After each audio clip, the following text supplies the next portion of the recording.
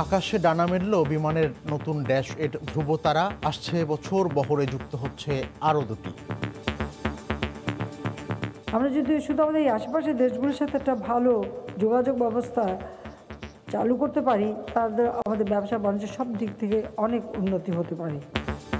লাভজনক হবে পার্শ্ববর্তী দেশের সঙ্গে ফ্লাইট পরিচালনা, বাড়বে সেবার পরিসর।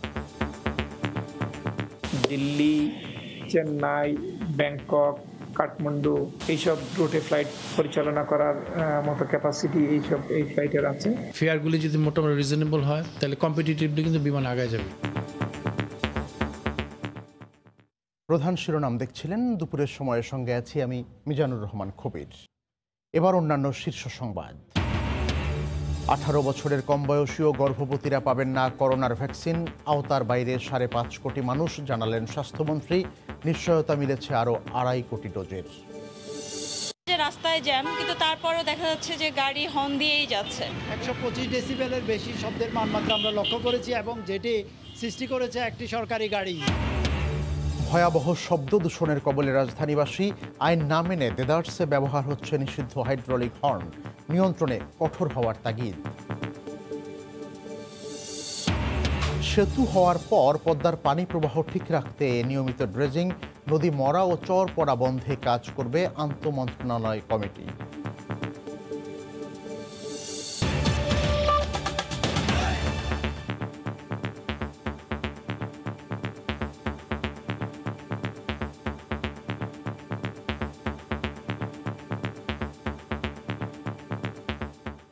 আকাশে ডানা মেলল বিমানের সর্বাধুনিক প্রযুক্তি সম্বলিত ড্যাশ 8 ধ্রুবতারা। সকালে ভিডিও কনফারেন্সের মাধ্যমে বিমান বাংলাদেশের নতুন উড়োজাহাজ ধ্রুবতারা উদ্বোধন করেন প্রধানমন্ত্রী শেখ হাসিনা। বলেন, সরকার বিমানের আধুনিকায়নে কাজ করছে। শিগগিরই আরও দুটি বিমান বহরে যুক্ত হবে। দেশের ভৌগোলিক অবস্থান বিবেচনায় নিয়ে আঞ্চলিক যোগাযোগ বাড়াতে চায় সরকার। এ সময় স্বরাষ্ট্র মন্ত্রণালয়ের বেশ কয়েকটি প্রকল্পেরও উদ্বোধন করেন তিনি। প্রতিষ্ঠার প্রায় অর্ধশত বছর পর ধীরে ধীরে আধুনিকায়নের পথে হাঁটছে দেশের জাতীয় পতাকাবাহী রাষ্ট্রায়ত্ত সংস্থা বিমান বাংলাদেশ এয়ারলাইন্স। দূরগন্তব্যের বড় বড় উড়োজাহাজের ধারাবাহিকতায় এবার অভ্যন্তরীণ রুটের জন্য এলো নতুন আধুনিক বিমান। কানাডা থেকে সংগ্রহ করা 74 আসন বিশিষ্ট ড্যাশ 8 Q400 সিরিজের এই বিমানটি সর্বাধুনিক প্রযুক্তি সম্বলিত। এতে রয়েছে high efficiency particulate air filter প্রযুক্তি, যার মাধ্যমে যাত্রা শেষে মাত্র 4 মিনিটেই স্বয়ংক্রিয়ভাবে ব্যাকটেরিয়া ভাইরাস ধ্বংস করা সম্ভব হবে। রোববার ভিডিও কনফারেন্সের মাধ্যমে বিমান বহরে সদ্য সংযুক্ত ধ্রুবতারা নামের উড়োজাহাজ উদ্বোধন করেন প্রধানমন্ত্রী। ধ্রুবতারার শুভ উদ্বোধন আমি ঘোষণা করছি। অনুষ্ঠানে শেখ হাসিনা বলেন, পুরো বিমান খাতকে বৈশ্বিক মানে উন্নীত করতে ব্যবস্থা নেওয়া হচ্ছে। আমাদের ভৌগোলিক অবস্থানটা এত চমৎকার একটা জায়গায়, আমরা যদি শুধু আমাদের এই আশেপাশের দেশগুলোর সাথে একটা ভালো যোগাযোগ ব্যবস্থা চালু করতে পারি, তাদের আমাদের ব্যবসা বাণিজ্যের সব দিক থেকে অনেক উন্নতি হতে পারে। একই অনুষ্ঠান থেকে প্রধানমন্ত্রী জেলা পর্যায়ে 6টি আঞ্চলিক পাসপোর্ট অফিস, 20টি ফায়ার সার্ভিস স্টেশন, কেরানীগঞ্জে 300 বন্দী ধারণ ক্ষমতার কেন্দ্রীয় মহিলা কারাগার, সেখানকার জ্বালানি ব্যবস্থার জন্য একটি এলপিজি স্টেশনের উদ্বোধন করেন। তিনি জানান, কয়েদিদের কর্মক্ষম করে তুলতে পদক্ষেপ নিয়েছে সরকার। অপরাধীদের বন্দী করে রাখা নয়, সঙ্গে সঙ্গে তাদের মন মানসিকতাগুলি পরিবর্তন করা, তাদের কিছু ট্রেনিং দেওয়া, তাদের কিছু শিক্ষা দেওয়া, এবং যাতে ভবিষ্যতে আবার বের হয়ে একই অপরাধে আবার যেন জড়িয়ে না পড়ে, সেদিকে লক্ষ্য রেখেই আমরা এই কারাগারে এই ব্যবস্থাটা আমরা হাতে নিয়েছি। বিমানের জন্য কেনা নতুন আরও দুটি ড্যাশ 8 সিরিজের পরিবেশ বান্ধব আকাশযান নতুন বছরের শুরুতেই বহরে যোগ হবে বলে জানিয়েছেন সরকার প্রধান। অভ্যন্তরীণ এবং স্বল্প দূরত্বের আন্তর্জাতিক রুটে এসব বিমান পরিচালনা করা হবে। উদ্বোধনী দিনে প্রধানমন্ত্রী শেখ হাসিনা স্মরণ করিয়ে দিয়ে বললেন, বিমানকে লাভজনক এবং সেবামুখী করতে সরকারের উদ্যোগগুলো বাস্তবায়নে সংশ্লিষ্ট কর্মকর্তাদের আরও মনোযোগী হতে হবে। দেবাশিস রায়, সময় সংবাদ, হযরত শাহজালাল আন্তর্জাতিক বিমানবন্দর, ঢাকা। করোনা নিয়ন্ত্রণে এলে অভ্যন্তরীণভাবে আগামী মার্চেই চট্টগ্রাম সিলেট ও চট্টগ্রাম যশোর রুটে ফ্লাইট বাড়াতে ড্যাশ 8 উড়োজাহাজ ব্যবহারের পরিকল্পনা করছে বিমান। এতে লাভজনক হবে পার্শ্ববর্তী দেশগুলোর সঙ্গে ফ্লাইট পরিচালনা। রিপোর্ট হাজেরা শিউলির। 24শে নভেম্বর বাংলাদেশ বিমানের বহরে যুক্ত হয় নতুন মডেলের অত্যাধুনিক প্রযুক্তির উড়োজাহাজে -8 ধ্রুবতারা। বিমানের বহরে থাকা আগের দুটি -8 400 মডেলের উড়োজাহাজ কয়েক বছরের পুরানো। এছাড়া স্বল্প দূরত্বের উপযোগী উড়োজাহাজ কম থাকায় অনেক সময় বোয়িং 737 মডেলের উড়োজাহাজ দিয়েও ফ্লাইট চালাতে হতো বিমানের, এতে ব্যয়ও হতো বেশি। নতুন -8 দিয়ে দিল্লি, কলকাতা, ব্যাংককের মতো স্বল্প দূরত্বের আঞ্চলিক গন্তব্যে যাবে বিমান। কানাডা থেকে G2G ভিত্তিতে কেনা অপর দুটি -8 যুক্ত হবে আগামী জানুয়ারি ও ফেব্রুয়ারিতে। এরপর আরও দুটি নতুন অভ্যন্তরীণ গন্তব্যেও ডানা মেলবে বিমান। কানাডার উড়োজাহাজ নির্মাতা প্রতিষ্ঠান ডি হ্যাভিল্যান্ড নির্মিত 74 আসনের আধুনিক সুযোগ সুবিধা সমৃদ্ধ এই উড়োজাহাজে জীবাণু বিশুদ্ধ করার ফিল্টার থাকায় ভ্রমণেও স্বাচ্ছন্দ্য পাবেন যাত্রীরা। দিল্লি, চেন্নাই, ব্যাংকক, কাঠমান্ডু এইসব রুটে ফ্লাইট পরিচালনা করার মতো ক্যাপাসিটি এই ফ্লাইটের আছে। আমরা সেই সব রুটে চালাবো। মার্চের প্রথম থেকে আমরা আশা করছি শুরু করব যশোর, চিটাগাং, সিলেট। আমাদের যেটা ক্যালকুলেশন সেই অনুযায়ী রুটগুলো ভাইবল। স্বল্প দূরত্বের আন্তর্জাতিক গন্তব্যে -8 চললে বিমানের আর্থিক ক্ষতি কমবে বলে মনে করেন সাবেক এই পাইলট। চট্টগ্রামের সঙ্গে সিলেট ও যশোরে ফ্লাইট চালু করার সিদ্ধান্ত সময় উপযোগী বলেও মনে করেন তিনি। চিটাং, সিলেট, যশোর থেকে কিন্তু কানেক্টিভ প্যাসেঞ্জারগুলি আসবে। চিটাং থেকে আমাদের ফ্লাইট অপারেট হচ্ছে মাস্কাট আগে, যে এখন যদিও বন্ধ আছে, তো সেই জিনিসগুলি যখন ওপেন হবে তখন কিন্তু মানুষ যশোর থেকে চিটাং আসবে, চিটাং থেকে তারা মাস্কাট যাবে, সৌদি আরব যাবে। কোভিডের অবস্থা সিচুয়েশন যদি ভালো হয়ে যায় তাহলে ফেয়ারগুলি যদি মোটামুটি রিজনেবল হয় তাহলে কম্পিটিটিভলি কিন্তু বিমান আগায় যাবে। বাংলাদেশ বিমানের বহরে বর্তমানে উড়োজাহাজ আছে 19টি। দুটি -8 যুক্ত হলে উড়োজাহাজ বেড়ে দাঁড়াবে 21টি। হাজেরা শিউলি, সময় সংবাদ, ঢাকা। 18 বছরের কম বয়সী ও গর্ভবতীরা পাবেন না করোনার ভ্যাকসিন, জানিয়েছেন স্বাস্থ্যমন্ত্রী জাহিদ মালিক। সকালে রাজধানীতে আয়োজিত এক অনুষ্ঠানে তিনি জানান, আসছে জুনের মধ্যে 20% মানুষ টিকার আওতায় আসবে, আর আওতার বাইরে থাকবেন 5.5 কোটি মানুষ। তিনি জানান, করোনার ভ্যাকসিন জানুয়ারির শেষ নাগাদ অথবা ফেব্রুয়ারির প্রথম সপ্তাহে দেশে আসবে। 18 বছরের নিচে যারা পপুলেশন আছে আমাদের জনসংখ্যা, তারা কিন্তু ভ্যাকসিন তারা গ্রহণ করবে না। প্রায় 40% পপুলেশনই সেখানে, এবং আমাদের প্রেগনেন্ট মারা প্রায় 35 লাখ থাকে, এবং আরও কিছু অসুখ আছে যেখানে এই ভ্যাকসিন তাদেরকে সঙ্গে সঙ্গে দেওয়া যাবে না। 5.5 কোটি লোক ভ্যাকসিনের এই মুহূর্তে তাদের আমাদের প্রয়োজন হবে না, এবং আর ভ্যাকসিন আমরা যেটা দিচ্ছি সেটাও প্রায় 5.5 কোটি, কাজেই গ্যাপ খুব বেশি থাকছে না। নতুন করোনা সংক্রমণের শঙ্কার মধ্যে জার্মানিতে স্বস্তির খবর। ইউরোপীয় ইউনিয়নভুক্ত প্রথম এই দেশে শুরু হলো ফাইজার বায়োএনটেকের টিকা কর্মসূচি। বয়স্ক স্বাস্থ্যকর্মীরা ভ্যাকসিন পাবেন আগে। এদিকে নিউ ইয়ার উদযাপনে স্বাস্থ্যবিধি জোরদার করা না হলে সংক্রমণ আরও বাড়ার আশঙ্কা চিকিৎসকদের। স্থানীয় সময় শনিবার 101 বছর বয়সী এক বৃদ্ধাকে করোনা টিকা দেওয়ার মধ্য দিয়ে জার্মানিতে শুরু হয়েছে ফাইজার বায়োএনটেকের টিকা প্রয়োগ। রোববার দেশ জুড়ে এই কর্মসূচি চলবে। শুরুতেই বৃদ্ধাশ্রম ও হাসপাতালগুলোতে টিকা দেওয়া হবে বলে জানিয়েছে কর্তৃপক্ষ।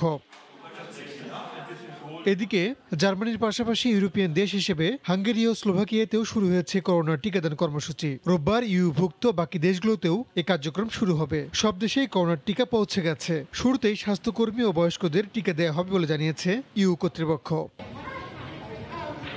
যুক্তরাষ্ট্রে এখন পর্যন্ত প্রায় 20 লাখ মানুষকে করোনা টিকা দেওয়া হয়েছে। এক বিবৃতিতে ফেডারেল সরকার থেকে জানানো হয়, এই পর্যন্ত অঙ্গরাজ্যগুলোতে প্রায় 1 কোটি টিকার ডোজ পাঠানো হয়েছে। এর মধ্যেই মেক্সিকোতে ফাইজারের টিকার দ্বিতীয় চালান এসেছে শনিবার। গেল বৃহস্পতিবার দেশটিতে প্রথমবারের মতো শুরু হয় টিকাদান কর্মসূচি। শুরুতেই বয়স্ক ও নানা রোগে আক্রান্তদের টিকা দেওয়া হচ্ছে। নিজেদের উদ্ভাবিত করোনা ভাইরাসের টিকা স্পুটনিক 5 60 বছরের বেশি বয়সীদের দেহে প্রয়োগের অনুমতি দিয়েছে রাশিয়া। চলমান জাতীয় টিকাদান কর্মসূচিতে এতদিন ষাটোর্ধ্বদের বাইরে রাখা হয়েছিল। ভারতে জরুরি ভিত্তিতে অনুমোদন পাওয়ার দৌড়ে এগিয়ে আছে অক্সফোর্ডের তৈরি টিকা কোভিশিল্ড। দেশটিতে এই টিকার উৎপাদন ও পরীক্ষার দায়িত্বে রয়েছে সিরাম ইনস্টিটিউট। জানুয়ারির শুরুতেই ভারতে শুরু হতে পারে করোনা টিকাদান কর্মসূচি। রাহানুল রানা, সময় সংবাদ। সেতু হওয়ার পর পদ্মার পানি প্রবাহ ঠিক রাখতে নানা পরিকল্পনা নিতে শুরু করেছে সরকার। যমুনার মতো পদ্মারও বড় একটি অংশ জুড়ে যেন নদী মরে না যায় সেজন্য নেওয়া হচ্ছে কার্যকর ব্যবস্থা। নিয়মিত ড্রেজিংয়ের পাশাপাশি সেতুর কারণে নদীতে যাতে চর পড়ে না যায় সেজন্য কাজ করবে আন্তঃমন্ত্রণালয় কমিটি। সাইফুল ইসলামের ছবিতে রিপোর্ট এহসান জুয়েলের। বর্ষায় উত্তাল পদ্মা নদী এখন শান্ত সুবোধ বালকের মতো। গত বর্ষায় পানির উচ্চতা আর স্রোতের কারণে জুন থেকে অক্টোবর টানা 4 মাস বন্ধ রাখতে হয়েছিল সব কাজ। সে নদীতে এখন নতুন জটিলতা, নাব্য সংকট। ফলে প্রায় আটকে যায় নৌযান, বন্ধ হয়ে যায় ফেরি চলাচল। জাজিরার দিকে কাটা চ্যানেলের মধ্যে মাঝ নদীতে বড় একটি অংশ জুড়ে জাগছে চর। চলতি শুকনো মৌসুমে এই সংকটটা একটু বেশি দেখা যাচ্ছে। নদীতে সেতুর 42টি পিলারের সবগুলো নির্মাণ কাজ শেষ হওয়ায় বিশাল এই পিলারগুলোর গোড়ায় আটকে যাচ্ছে পলি। পিলারের গোড়ায় বালি সরিয়ে নিতে সেতু প্রকল্পের অধীনে চলছে নিয়মিত পলি অপসারণ। তবে নদীতে নৌযান চলাচলের বিষয়টি নৌপরিবহন মন্ত্রণালয়ের অধীনে বলে তাদের সাথে সমন্বয় করে কাজ করা হচ্ছে বলে জানায় সেতু মন্ত্রণালয়। নৌযান চলাচলের ক্ষেত্রে নৌপরিবহন মন্ত্রণালয় একই সাথে আমাদের পানি সম্পদ মন্ত্রণালয় যে পানি প্রবাহ ঠিক রাখার জন্য এটা কিন্তু তাদের ম্যান্ডেট। সেতু যেন ক্ষতিগ্রস্ত না হয় সেক্ষেত্রে সেতু যে পিয়ারের এলাকায় যে নিরাপত্তা ব্যবস্থা, বালি সরে গেলে সেখানে ব্যবস্থা রাখা এবং যদি বেশি জমে সেটার ব্যবস্থা রাখা সেতু বিভাগ করবে। এটা সমন্বিতভাবেই হবে। প্রকল্প কর্তৃপক্ষ বলছে যমুনা সেতুর পিলারগুলো 100 মিটার পরপর হলেও পদ্মা সেতুর পিলারগুলোর দূরত্ব 150 মিটার। তাই এখানে তুলনামূলক পলি জমবে কম। এছাড়া পিলারগুলোর গোড়া 6 কোণা আকৃতির বলে স্রোত কেটে সহজে পানি প্রবাহের সাথে পলি সরে যাবে। নদী যাতে প্রবাহমান থাকে, সেতু হয়ে যাওয়ার পর সেই দায়িত্ব বর্তাবে পানি সম্পদ ও নৌপরিবহন বিভাগের উপর। সেতু মন্ত্রণালয়ের সঙ্গে সমন্বয় করে কাজ করা গেলে বেঁচে যাবে নদী, বেঁচে যাবে পদ্মার প্রাণ প্রবাহ। তাই সবার আগে নিশ্চিত করতে হবে সমন্বয়ের কাজটা। এহসান জুয়েল, সময় সংবাদ, জাজিরা, শরীয়তপুর।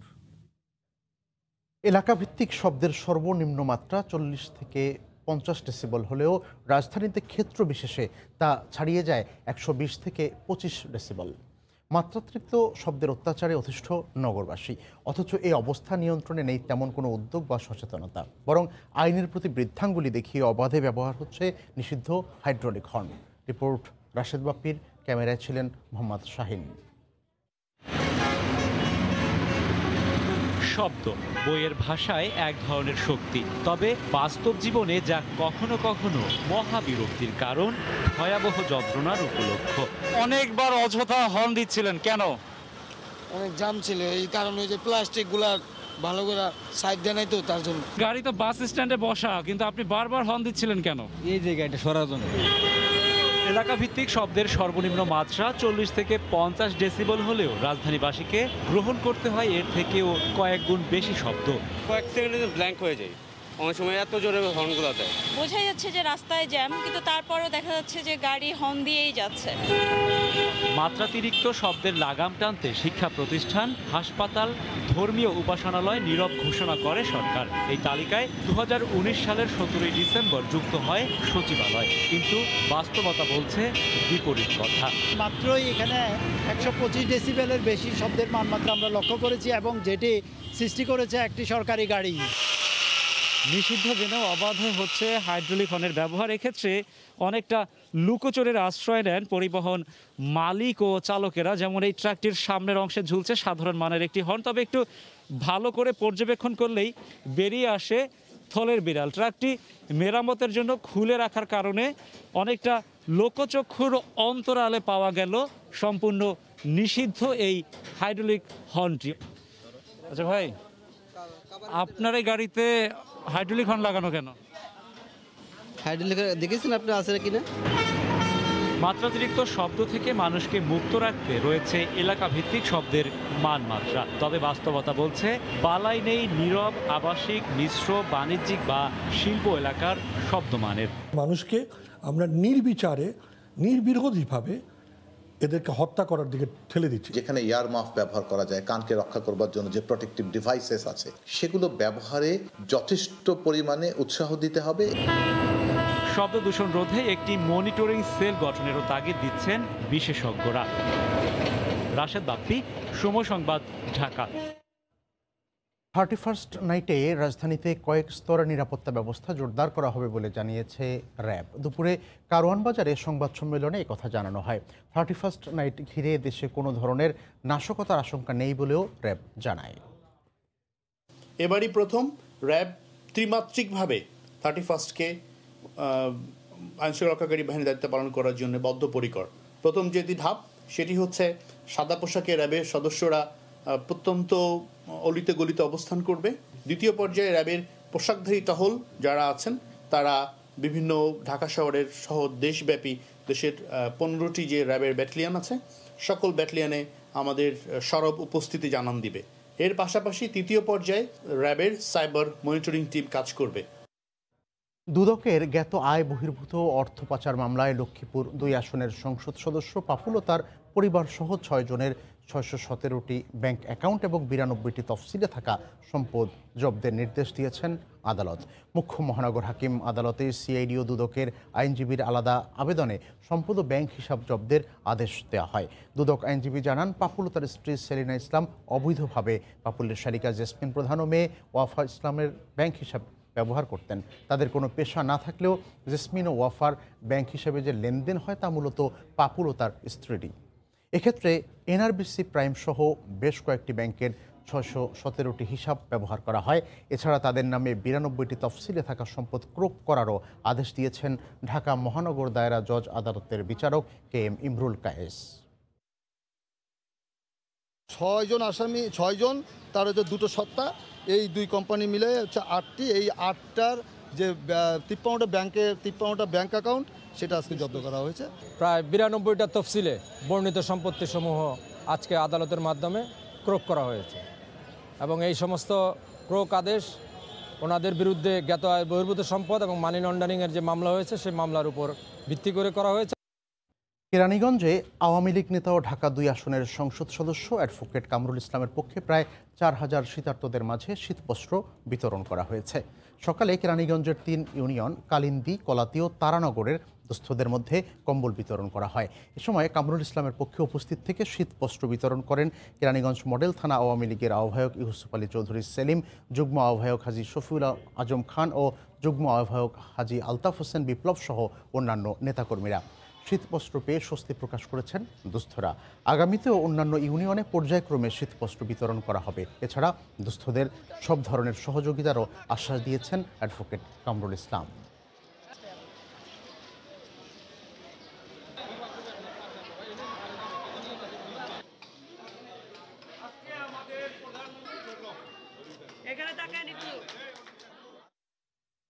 চালের বাজার স্থিতিশীল রাখতে আমদানি শুল্ক 62.5% থেকে কমিয়ে 25% করেছে সরকার। অনলাইনে এক সংবাদ সম্মেলনে একথা জানান খাদ্যমন্ত্রী সাধন চন্দ্র মজুমদার। তিনি বলেন, বৈধ আমদানিকারকরা বেসরকারিভাবে চাল আমদানির জন্য প্রয়োজনীয় কাগজপত্র আগামী 10 জানুয়ারির মধ্যে আবেদন করতে পারবেন। নিয়ন্ত্রিত পদ্ধতিতে নির্দিষ্ট পরিমাণ চাল আমদানির অনুমতি দেয়া হবে। 62% আমাদের বিদেশ থেকে আমদানি করলে আমদানি দিতে হতো যাতে চাউলের বাজার স্থিতিশীল থাকে। সেই কারণে আমরা সিদ্ধান্ত নিয়েছি, মাননীয় প্রধানমন্ত্রী অনুমোদন দিয়েছেন 25% ট্যাক্স বেসরকারি ভাবে চাউল আমদানি করার জন্য, তবে এটা নিয়ন্ত্রিত পদ্ধতিতে। এ পর্যায়ে শীর্ষ সংবাদ জানিয়ে দিচ্ছি আরেকবার।